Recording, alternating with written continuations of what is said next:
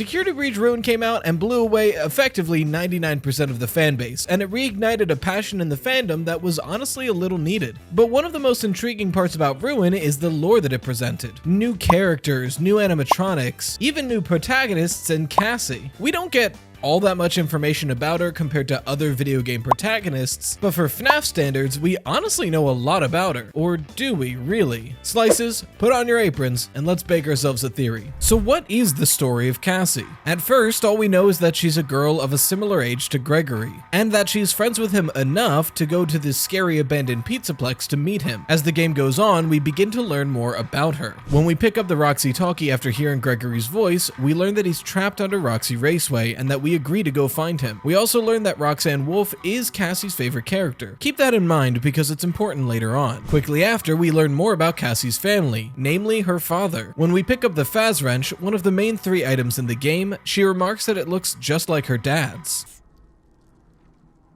Her dad? The Faz Wrench is an item described as being used by Faz technicians. So this implies that her father was a Faz technician at the Pizzaplex, if this one looks just like his. But that's not the only information about her father that affirms this detail. Later, when we get an AR Glam Bonnie plush, Cassie notes that her father never told her what happened to him. If her father knew what happened to him, he would have not only had to be part of the company, but pretty high up. Not only does this nearly confirm that he worked for the Pizzaplex, but he also worked here fairly recently. We're not talking about someone who used to work at the Pizzaplex but retired and is living with his daughter. Bonnie was put out of commission so quickly that although they did change most of the art in the Pizzaplex, they still didn't have an official corporate story to what happened to Bonnie. As of Security Breach, we can honestly assume that her father was most likely working there until at least Security Breach, which brings me to something else about her father. A lot of the information we get about him describes him in the past tense. Dad wouldn't tell me instead of dad won't tell me. My dad used to collect these instead of my dad collects these. Bonnie was my dad's favorite instead of Bonnie is my dad's favorite. The repeated use of the past tense makes me assume that her father is most likely dead, for who knows how long, but at least long enough that being reminded of him with the Faz Wrench didn't seem to upset her. And for a while, that's really all we get about Cassie. Honestly, that's all we get about her for the majority of the game. But then Roxy Raceway starts telling us more, starting with the Roxy Salon. We get a bunch of cardboard cutouts of Roxy hanging out with Cassie, having a great day, doing their makeup and things like that. We also get these 2 cardboard cutouts back to back of Gregory giving something to Cassie, and then Cassie in tears looking at Gregory's missing posters. It seems as though we're right to assume that Cassie really likes Roxy, although at this point we're not 100% sure why. We can also assume that this is part of the reason why Cassie is so willing to help Gregory. They are close friends if these images are to be believed. And then of course, the scene that gave a lot of us a lot of dread, shutting off Roxy right outside of the end of the game. However, when we encounter Roxy, she gives us a lot of information. She tells us that she remembers our special day, most likely a birthday party, and most likely our 11th birthday party. Now, she just says it was the 11th, so this could be a date, but the lack of a month suggests that it was our 11th birthday. And finally, she says, "I'm sure your friends will show up next time. Have you booked your party yet?" And suddenly, everything clicks. That's why Roxy is her favorite. That's why she's so willing to help Gregory this far in this dangerous mission. Cassie has no other friends. On her 11th birthday, she was completely alone. Her father didn't even show up. He might have already been dead by the time that happens. There's only one animatronic there, Roxy. She tries to have a fun day, bonding with Roxy, doing makeovers and everything like it, but it only helps so much. She's still sad and alone. Until Gregory, that is. He comes to her birthday and they become friends quickly. She's willing to go this far to save Gregory because he is her only friend. She has to save him, just like he saved her. After this admittedly rough moment, we go deeper down.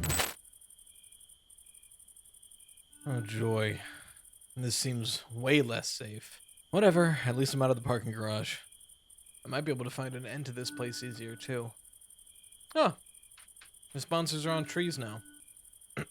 Today's video is brought to you by Morgan & Morgan Injury Law Firm. In the past, when you've been injured, you may have been hesitant to seek legal representation, often because of the long, boring, stuffy, drawn-out process of even getting into contact with a lawyer, let alone hiring an attorney. But Morgan & Morgan has fully modernized the injury law process. You can submit case details, sign contracts, send in documents, all from your phone. You can even text your attorney. In fact, you don't even have to visit a law office. In 8 clicks or less, you can submit a claim from your phone and have a lawyer review your case. And why wouldn't you? Morgan & Morgan is the largest injury law firm in America, which means they have the resources and teams to fight for you. If you've ever gotten into something like a car accident, getting legal representation is a no-brainer. You want to contact a personal injury lawyer to protect your rights. And with Morgan & Morgan, you can get the compensation that you deserve.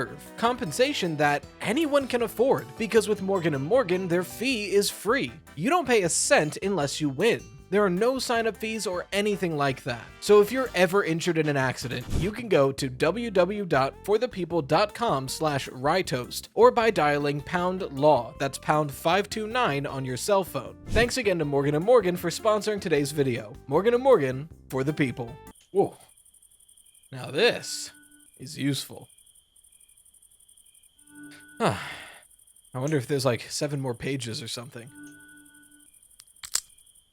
We find the room keeping the thing in the basement locked away. Turning off MXES and breaking down the wall, we encounter it. What we thought was Gregory. We encounter the Mimic. Roxy, somehow still alive, saves us apparently, for a time being. And Gregory, the real Gregory, gets a hold of us. He tells us that he's been trying to get a hold of us this whole time, which I am inclined to believe. After all, halfway through the game there's a rare moment that only some people got. This jump scare... Bastard. Do you need assistance? No. Do you need assistance? Go away. Can occasionally be replaced with this.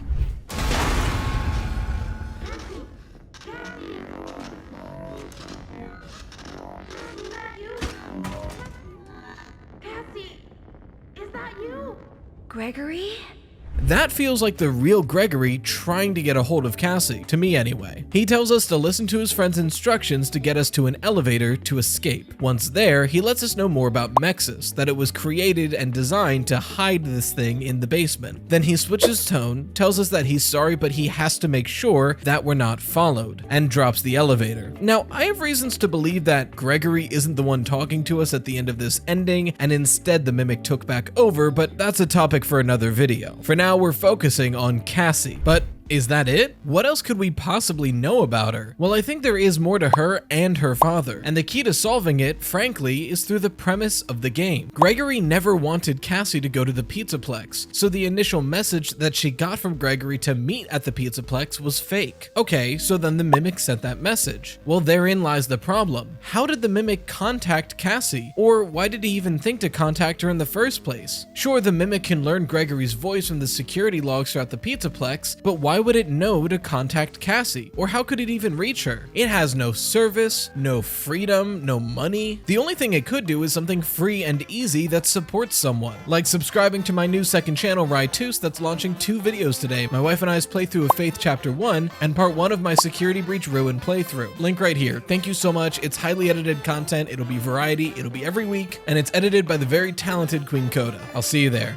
But in all seriousness, all the Mimic could physically do is wander around the room that it's locked in. But if you look around the room we're adjacent to, putting on the Vanny mask, you'll see a bunch of destroyed security nodes lying around the floor. It was destroying its bonds while it was in its cage. That's why I think Gregory and Vanny cemented over the door. They knew it was already trying to break out. And specifically, I think Gregory and Vanessa are the ones that cemented him into that room specifically because of the Gregory backpack right outside the vent, right outside the room. But that's, again, theory for another day. Whatever locked it down here started placing security nodes all over the Pizzaplex to try to distance it from the ones it was already breaking, which means in some digital way it can reach into this room. And what do we have in this room? The machine that was created to contain it that presumably it can't directly interact with, and the console used to modify the machine, but it's a console nonetheless. So who would have used that console last? Well, let's step back and get a broader picture to see if we can answer that. A recurring theme in the duffel bag messages of Security Breach is that although she wasn't being sloppy, Vanny's shenanigans were starting to be noticed by several of the human staff. But right as a few of them were about to uncover something big, they were all called in to the all-staff meeting. Specifically, one that was after hours, cake was promised at, and that all service staff were required to go to. Now, a lot of people have theorized that although mass firing was already taking place because of the staff bot success, this all-staff meeting was Vanny's way of tying up any loose ends, killing off people that would have otherwise uncovered what was really going on. Pretty much any service staff who would be poking around places they shouldn't be, mainly people like janitors, kitchen workers, and technicians. Technicians just like Cassie's dad. Well, we know he's dead, but why would we assume that he was getting too close to Vanny? What could he have found? Why was he digging? The answers lie in Candy Cadet. Right before the ending of the game, we see Candy Cadet, who tells us a 5-part story. The story tells us about a mother and a son who live in a cabin in the woods. In the woods, there's a monster that the mother locks in the basement. Every night, the mother sings a lullaby to the son and then leaves. Eventually, the monster stops growling and instead learns the lullaby. It sings it once, the son goes to the door and opens it. The story ends there, but like, the monster kills the son. It's pretty straightforward. For a while, I was thinking that this story was detailing what Vanessa and Gregory do in between Security Breach and Ruin. They find the monster, trap it underground, and then eventually it learns to mimic the son. But there's two problems with it. First off, Vanessa and Gregory aren't mother and son, they're just two people. Granted, that's not a huge issue because it is a story, so it's supposed to be a metaphor, but the real issue here is that in the story, the son is the one that was tricked by the lullaby. Meanwhile,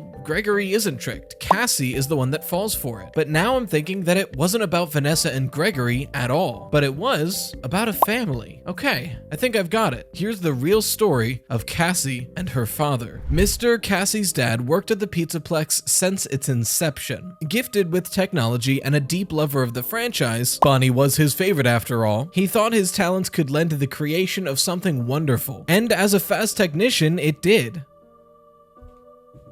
Okay, bye. He was able to work alongside the animatronic characters that he loved, and his daughter Cassie could stay at the daycare while he did it. It was hard for her to make friends, spending most of her time at the daycare of the Pizzaplex, but she understood that this was for the best. Besides, she did have a lot of fun at the daycare, and having a dad who worked at the Pizzaplex came with its benefits. She was able to ride the Foxy log flume, although it was never open to the public. But when Bonnie, her dad's favorite animatronic, seemed to disappear one day, he got a lot more focused on his work. She asked him what happened to Bonnie, but he refused to tell her. Truthfully, he wasn't too sure himself. Bonnie goes to Monty Gator Golf one night out of nowhere, and suddenly he turns up in the back of Bonnie Bowling, destroyed, surrounded by a smashed bowling ball. None of it made sense. Nothing added up. So he started snooping. He traced the electrical signals going from the animatronics, trying to figure out what was causing them to act erratically. Eventually, he found a current of electricity pooling underneath Roxy Raceway. The same current electricity that was causing all of these brownouts. Going even deeper, eventually, he found it. The mimic, the creature underneath the Pizzaplex that's being locked away. He's confused and doesn't really understand what's going on, but between the mimic being there, the MXES machine, and the console to use it, he starts to piece things together. As a fast technician, Mr. Cassie's dad would be pretty smart, and so he works on the MXES unit, placing security nodes all over the basement and expanding its coverage. He begins placing security nodes throughout the facility, trying to cut off its access points. And to make sure no one messes with these security nodes, he creates sort of a digital watchdog that can tell when someone's trying to hack in. Once it finds that person, it simply summons a nearby animatronic. After all, most animatronics in the facility are programmed to be able to handle and safely extract any ne'er-do-wells. So what's the harm in having a distress signal? He styles this watchdog after his favorite animatronic, Bonnie. But before he can finally finish the entire system, he's called to the all-staff meeting. We cut to much later. The mimic eventually is able to disable all of the nearby security nodes, but it still can't get out. There's security nodes that are just too far away and it can't reach. It needs a decoy. It needs someone else to deactivate those on its behalf so it can leave. It once again digitally extends to the nearby room, and it finds the console. Not only that, it finds that someone was logged in to the console recently. Mr. Cassie's dad, someone who would not only have credentials in the system, but a linked daughter in the system who stayed at the daycare. A daughter with contact information. Using the only voice it's been able to mimic, Gregory, it reaches out to that daughter. And luckily enough, She responds. I want to be very clear here. I don't think Mr. Cassie's dad was actually the one to build MXES. The machine is incredibly rusted and aged. It's honestly the oldest looking thing in that room. I think somebody else entirely built MXES, but it's someone we know. However, covering that is going to need to be its own video. For now, if you want to know about everything else that happens in Ruin, the video is right there going over all the lore. In the meantime, a huge shout out to the best channel members, the Dough Risers, and until next time, as always, stay toasty, slices.